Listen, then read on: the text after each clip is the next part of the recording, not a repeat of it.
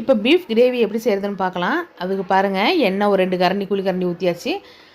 பெரிய வெங்காயம் வந்து 2 பிடிச்ச மிளகா, ஒரு 3 மிளகா சேர்த்தாச்சு. இப்போ பாருங்கள், மிக்சி ஜாரில் ஒரே ஒரு சிந்தூரில் பெருசுக்கு பட்டை, ஒரு 5 கிராம்பு, ஒரு 5 ஏலக்காய், பாருங்கள் ஒரு ஸ்பூன் மிளகு, ஜீரகம் பார்த்திங்கன்னா ஒரு அரை ஸ்பூன் இருக்கும்.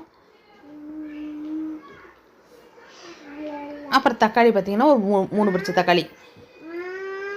அப்புறம் பாருங்கள், மிளகாத்தூள் ஒரு 2 ஸ்பூனு, மல்லித்தூள் ஒரு 1.5 ஸ்பூனு, அப்புறம் மஞ்சத்தூள் எல்லாம் போட்டு நைஸ் பேஸ்ட் அரைச்சிடலாம். இந்த பக்கம் பாருங்கள், வெங்காயம் வதங்கிடுச்சு. இஞ்சி பூண்டு பேஸ்ட்டு வந்து ஒரு 3 ஸ்பூன் சேர்த்துக்கலாம். அப்புறம் பாருங்கள், அரைச்ச பேஸ்ட்டை சேர்த்துடலாம். அப்புறம் இந்த பக்கம் வந்து மஞ்சத்தூள்லாம் போட்டு உப்பு போட்டு கறி வேக வச்சுருந்தோம், அதையும் சேர்த்தாச்சு. அடுத்து பாருங்கள், மட்டன் மசாலா ஒரு ஸ்பூன் சேர்த்தாச்சு. இப்போ வந்து மல்லித்தூள் சேர்த்து கொதிக்க விட்டுறலாம். டேஸ்ட்டான பீஃப் கிரேவி ரெடி ஆகிடுச்சு. பிடிச்சிருந்தா லைக் பண்ணுங்கள், ஷேர் பண்ணுங்கள், கமெண்ட் பண்ணுங்கள்.